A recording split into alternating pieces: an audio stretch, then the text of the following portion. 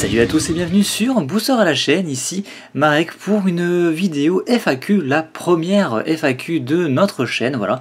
Donc je serai seul pour cette FAQ puisque Shadow et les autres n'ont pas pu se rendre disponibles.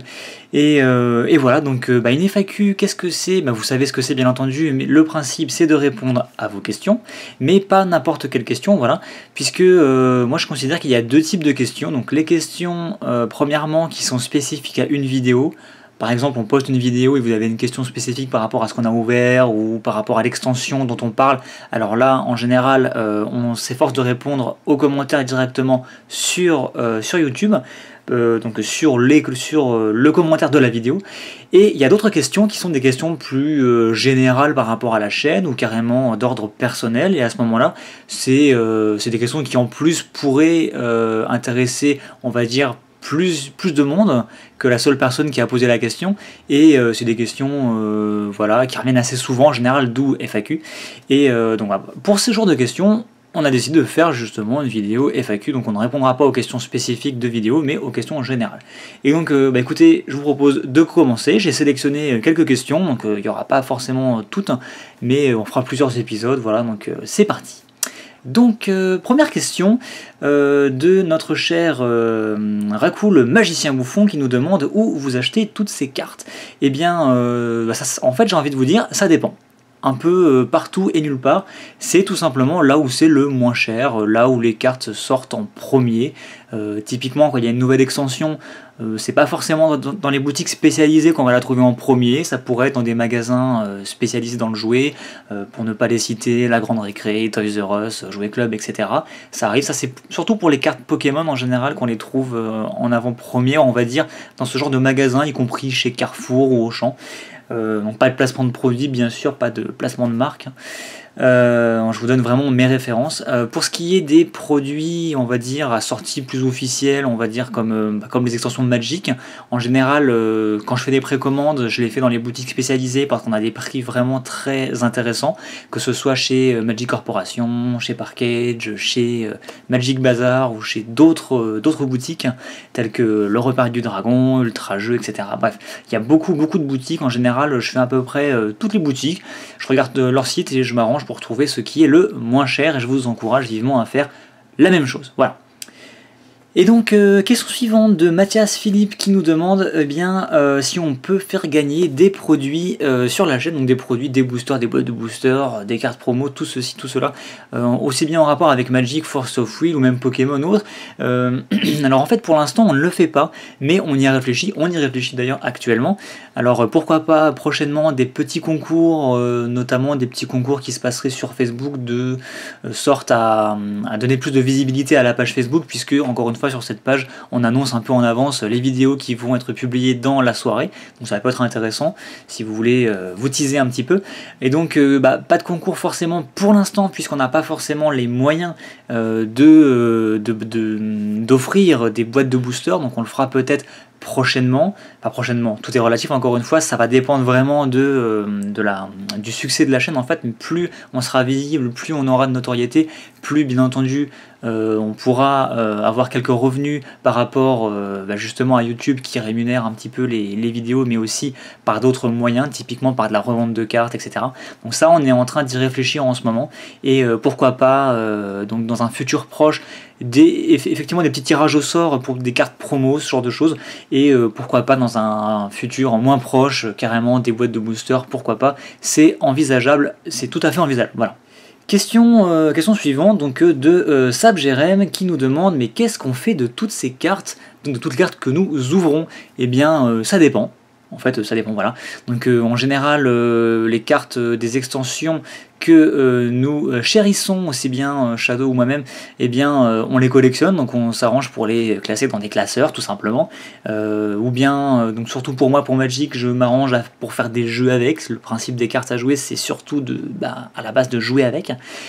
Sinon c'est vrai qu'on a énormément de cartes en en surplus, que ce soit des communes, des uncos, même des rares. Je pense notamment à des extensions comme Battle for Zendika, où on a ouvert plus de 10 boîtes, enfin c'était un truc de fou.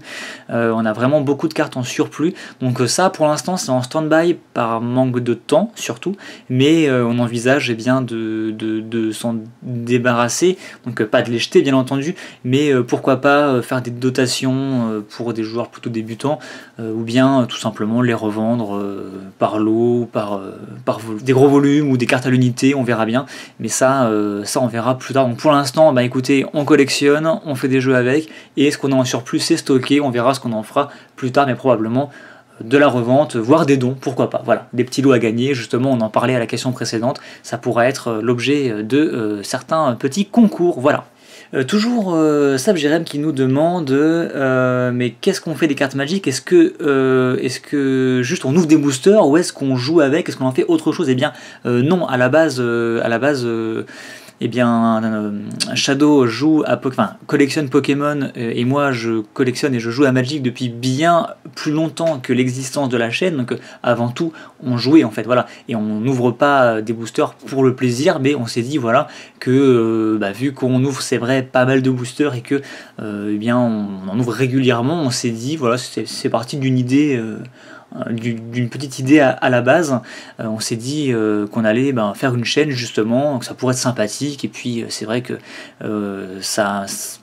visiblement ça vous plaît, donc ça nous a encouragé à continuer, et donc c'est vrai qu'on a l'impression qu'on ouvre des boosters à la chaîne, c'est un peu le titre de la chaîne aussi, mais rassurez-vous, on ne fait pas que les ouvrir, vous avez pu le voir d'ailleurs, on a déjà fait plusieurs vidéos, on vous présente un peu les collections, et d'autres vidéos, enfin une vidéo même à l'heure actuelle surtout, où carrément on fait une partie, le truc de fou, donc on en refera d'autres bien entendu.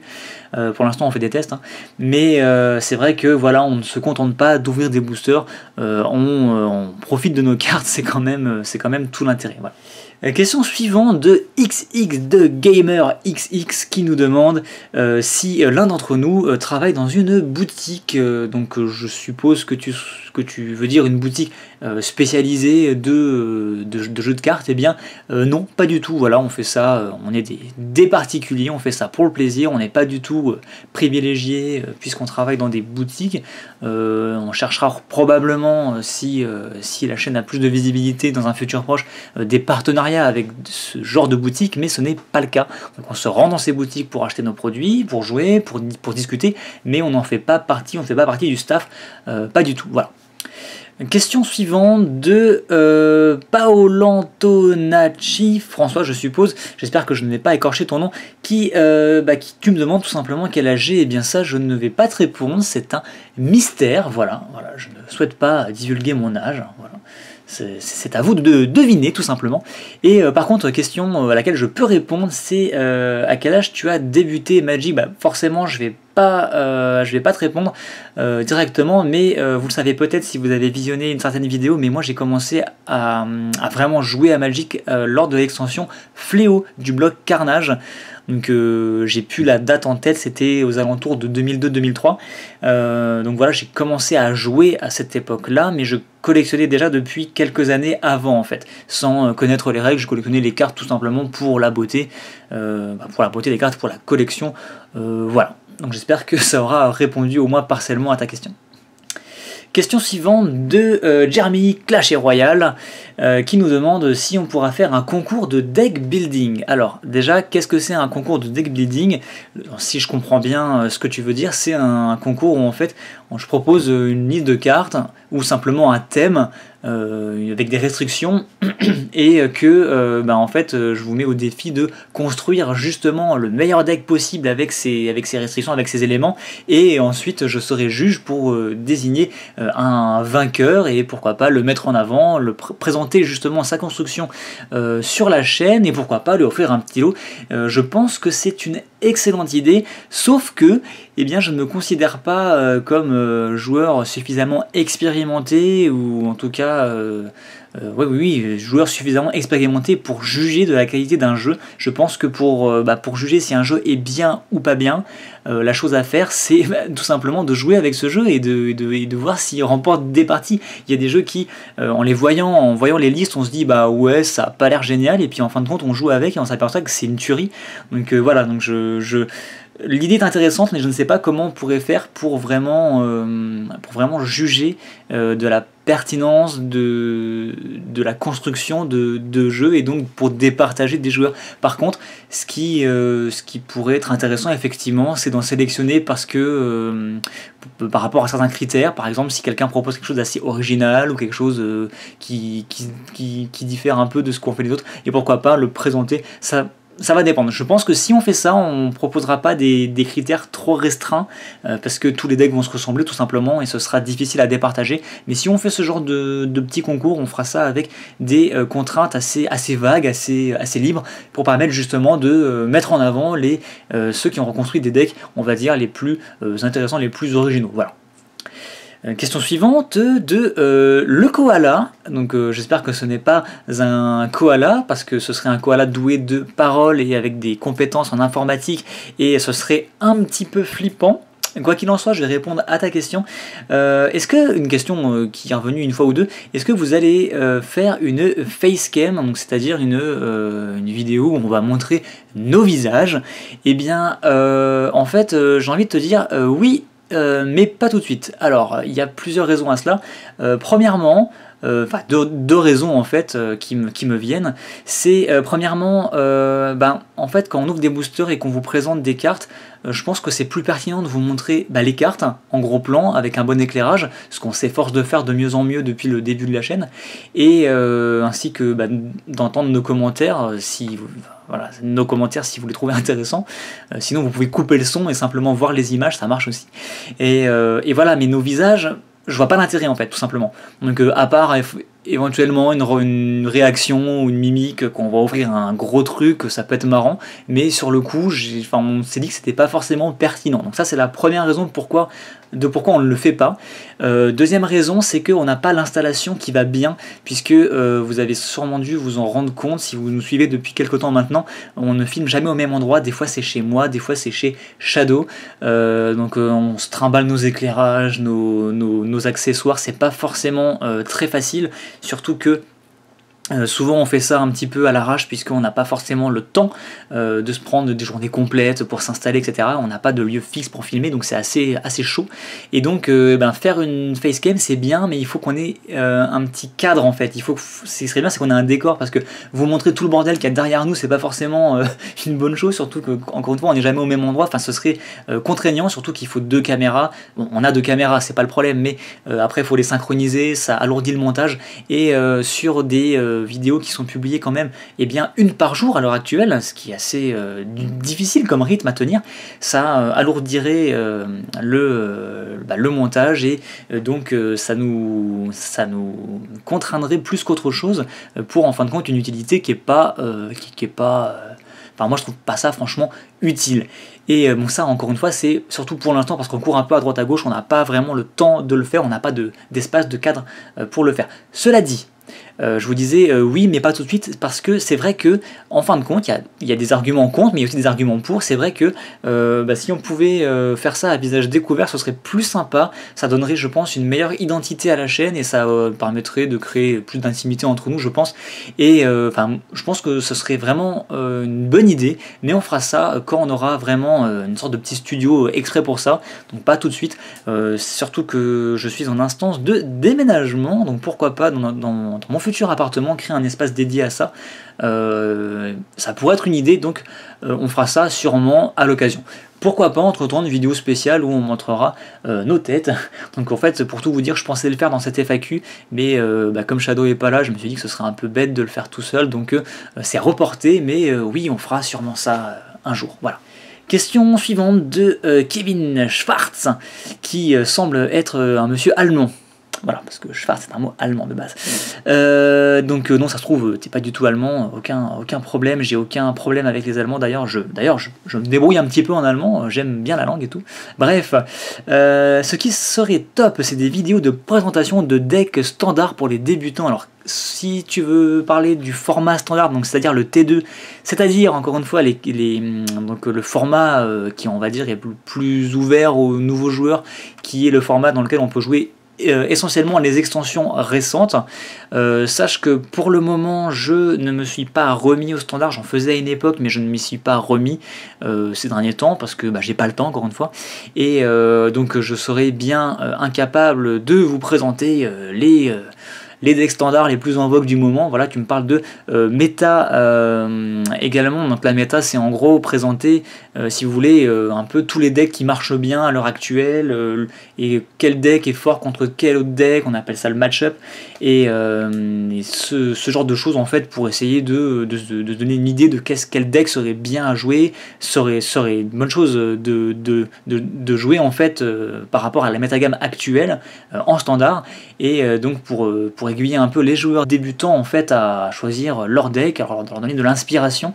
Donc je le ferai bien, ce sera avec plaisir, sauf que à l'heure actuelle je suis pas assez dedans, je suis pas assez documenté pour pouvoir vous donner des infos pertinente. Je veux pas faire ça et vous raconter n'importe quoi, ce serait un peu dommage, mais pourquoi pas prochainement quand ce sera un peu plus stabilisé, les publications de vidéos et un petit peu ma situation personnelle. Comme je vous le disais, je suis un peu en cours de déménagement imminent, donc pourquoi pas quand je me replongerai dedans, on pourra se faire des petites chroniques comme ça hebdomadaires ou autres, on pourra discuter de ça, pourquoi pas. Je mets l'idée dans un coin de ma tête et on en reparlera. Question suivante de Stéphane Goy qui nous demande: pourriez-vous montrer les meilleures cartes de notre collection? Eh bien, encore une fois, ce sera avec plaisir. C'est quelque chose qu'on a songé faire avec Shadow. Donc, on vous a déjà fait quelques vidéos, on vous montrait quelques classeurs, mais c'est pas du tout les classeurs de nos collections, on va dire, les plus prestigieuses. Donc, moi, je le fais pas pour l'instant pour une simple raison, c'est que c'est pas trié. Récemment, en fait, enfin récemment, tout est relatif encore une fois, hein, mais ça fait des mois que j'ai tout éparpillé ma collection, que tout est en vrac, j'ai pas fait de tri, il faudrait que je fasse un énorme tri, surtout depuis qu'on a lancé la chaîne avec Shadow, on a ouvert énormément de contenu, ce qui a rajouté énormément de piles de cartes non triées, et ça c'est assez embêtant. Donc oui, vous montrer des collections, des belles cartes et tout, oui, mais pour cela il faudrait d'abord que ce soit trié et que ce soit présentable, et ça c'est pas encore le cas. Donc ce sera fait, voilà. On s'efforce de vous faire des petites vidéos vlog où on vous montre un petit peu ce qu'on récupère au fur et à mesure, donc dans une moindre mesure, voilà, c'est un peu ce que tu demandes, mais pas de truc global avec toutes nos cartes, toutes nos meilleures cartes rassemblées, surtout qu'il y en aurait beaucoup à montrer en fait. Donc peut-être faire ça par thème, par période, par format, par extension, je ne sais pas. En tout cas c'est une idée à laquelle nous avions songé, et ça sera fait, c'est sûr et certain. Après quand, je ne sais pas, à voir. Question suivante de TLGD qui nous demande qu'est-ce qu'on a fait à Gardevoir pour qu'ils nous suivent partout? Eh bien, je te répondrai bien, mais je suis pas sûr que ça passe. Voilà, je suis pas sûr que la vidéo ne soit pas censurée, donc je vais simplement dire que c'est un mystère, voilà, ou en tout cas on ne le dira pas. Quoi qu'il en soit, pour ceux qui n'ont pas saisi la blague, c'est sur nos vidéos Pokémon, dès qu'on ouvre des boosters, on tombe sur des Gardevoir et c'est assez fou. Donc voilà, donc oui, on lui a fait quelque chose, peut-être pas moi, c'est peut-être Shadow, hein, mais on vous dira pas quoi, voilà, parce que c'est un peu indiscret. Toujours DLGD qui continue, qui n'arrête pas avec ses questions. Voilà, parce qu'en fait, il s'est avéré qu'en tout cas, à une période, on ouvrait beaucoup de boîtes où il y avait la masse de trucs dedans, des boîtes très très chanceuses, et c'est vrai qu'avec un peu de recul, quand on regarde les vidéos qu'on a postées, on est tombé sur vraiment des boîtes de fous, aussi des boîtes très pourries, hein, mais globalement beaucoup plus de boîtes de fous, et donc la question était revenue: est-ce que vous nous montrez que les boîtes de fous que vous ouvrez et les autres vous les montrez pas? Eh bien non, tout simplement, on vous montre toutes les boîtes qu'on ouvre. Il y a très peu de contenu qu'on ouvre hors caméra, ou un booster ou deux par-ci par-là, et même quand ça arrive, en général on vous remontre une petite vidéo pour vous montrer ce qu'on a ouvert à l'intérieur, mais non, en fait on vous montre tout, et c'est vrai que ces derniers temps on a eu beaucoup de chance, et c'est plutôt cool pour nous, et puis cool pour vous, parce que du coup voilà, vous vous ennuyez pas, je pense, sur les ouvertures, et c'est plutôt bien, sauf pour Origine Antique, qui est toujours un énorme désastre, qui j'espère qui j'espère ne ternira pas l'image de la chaîne et surtout l'image Pokémon de la chaîne. C'est vrai que on a eu des sorties assez folles sur Magic, sur Force of Will forcément, même si c'est un peu obligatoire. En Yu-Gi-Oh pas trop parce qu'on n'en a pas trop ouvert pour l'instant, mais c'est vrai qu'en Pokémon on a eu des super trucs, mais Origin Antique c'était un peu la dèche. J'espère que ça sera mieux sur les futures vidéos. Voilà. Question suivante de Reptirex qui fait très peur. En tout cas par rapport à sa miniature, est-ce que vous faites des tournois ou est-ce que vous collectionnez simplement les cartes? Donc j'ai déjà répondu à la question par rapport à ce qu'on fait des cartes, mais c'est vrai que j'ai pas parlé des tournois. Alors les tournois, personnellement Shadow je sais qu'il n'en fait pas, lui c'est plutôt de la collection, il connaît un petit peu les règles du jeu Pokémon, enfin, il les connaît mais disons qu'il ne joue pas de base, donc lui pour les tournois c'est mort. Cela dit, pour ma part pour les tournois, eh bien j'en faisais à une époque, je faisais beaucoup de standards et un petit peu de moderne, et c'est vrai que j'ai complètement lâché à cause des études, après le travail, et puis maintenant la vie qui fait que pas le temps, et puis c'est vrai que actuellement je suis pas dans un appart qui me permet d'être proche des boutiques où il y a ce genre de tournoi, mais ça s'arrangera probablement avec le déménagement, donc je pense prochainement reprendre effectivement les tournois. Donc je ne me suis pas encore décidé sur quel type de tournoi, mais ce sera probablement du standard, du coup du moderne et surtout de l'EDH. J'ai pas dit, mais je faisais aussi pas mal de scellés, plus de scellés que de draft. Je préfère le scellé au draft, et donc pourquoi pas en refaire par la suite. Et après, pourquoi pas faire des vidéos récapitulatives de soirée, voire même des vidéos pendant les tournois. Ça peut être fun si les boutiques autorisent cela. On verra par la suite. Est-ce que tu vas faire des unboxings Yu-Gi-Oh? Petite question de Raccoon le magicien bouffon qu'on a déjà vu je crois. Oui, voilà, on en a fait, donc la question date un peu, mais c'est vrai qu'entre temps on a fait des vidéos Yu-Gi-Oh, donc c'est fait, on en fait moins pour l'instant parce que c'est quelque chose qu'on connaît moins, mais voilà, on en fait et ça a l'air de bien vous plaire, en tout cas pour ceux qui suivent les ouvertures Yu-Gi-Oh, donc on continuera à en faire, peut-être moins fréquemment que les autres, mais on continuera parce que c'est assez fun malgré tout, voilà. Question suivante de Burning Sun qui nous demande en fait si on peut faire des vidéos explicatives sur les règles de Force of Will, parce que c'est vrai que c'est pas forcément très courant sur YouTube, en français du moins, et moi c'est quelque chose qui m'intéresse à faire. Je pense que je le ferai encore une fois quand j'aurai plus de temps, y compris sur Magic en fait, parce que c'est vrai que c'est des jeux qui sont assez difficiles à appréhender pour les joueurs débutants, et j'avais songé faire effectivement plusieurs séries de vidéos avec les règles expliquées tout bêtement, avec une liste de mots-clés qu'on expliquerait, des mécaniques de jeu, le déroulement d'un tour, vraiment décortiqué pour présenter tout ça, puis peut-être pourquoi pas vous présenter des situations un peu délicates et vous demander ce que vous feriez, et dans cette situation-là, qu'est-ce qu'on fait, qu'est-ce que la règle dicte de faire en fait, quelle est la marche à suivre.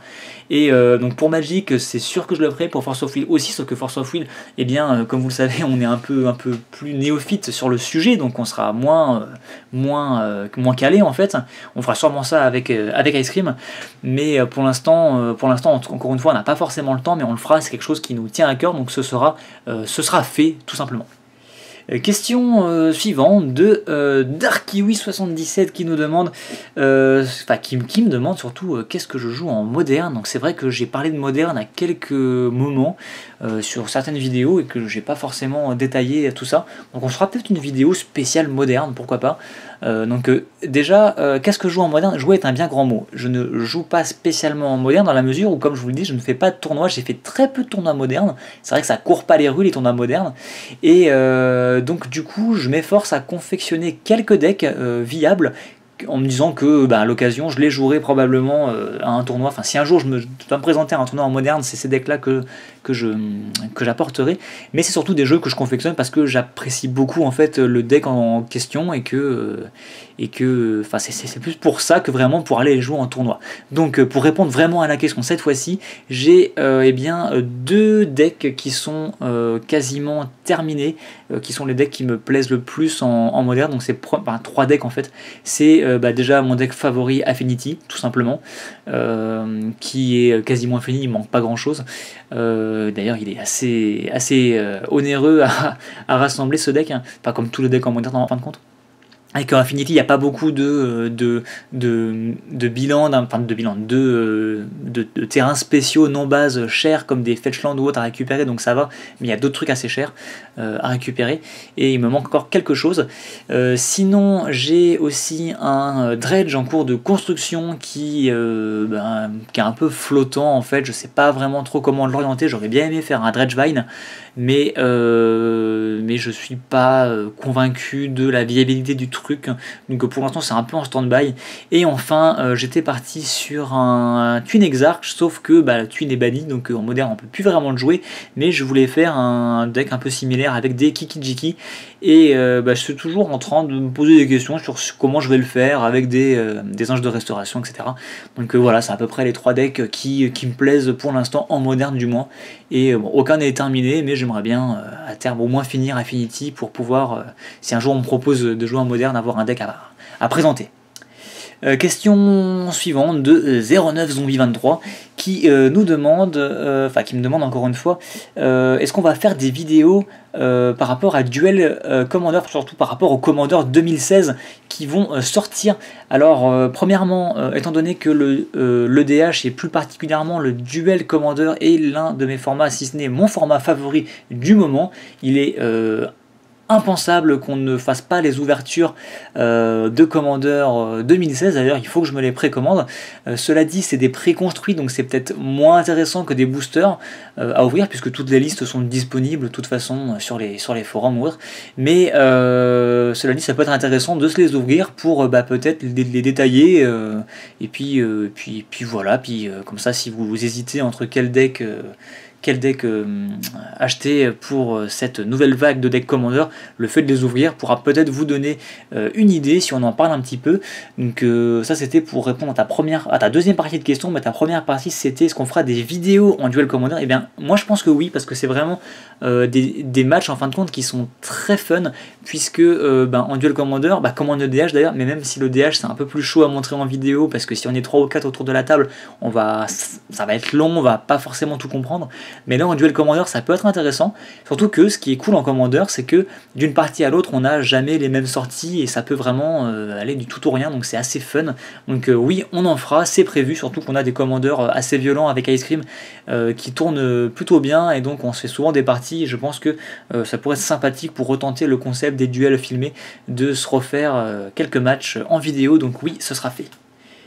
Et donc, écoutez, c'était tout pour ces petites questions. Donc, j'ai sûrement dû en zapper quelques-unes, mais ça, c'était les questions qui revenaient le plus souvent et qui me semblaient les plus pertinentes, on va dire. Donc, j'espère que ça vous a plu, j'espère que ça vous aura éclairé. N'hésitez pas encore une fois à commenter, à répondre à mes réponses. Si vous voulez plus de détails ou autres, je me ferai un plaisir de vous répondre sur la chaîne, sur vos commentaires. Quoi qu'il en soit, je pense qu'on va garder ce principe-là.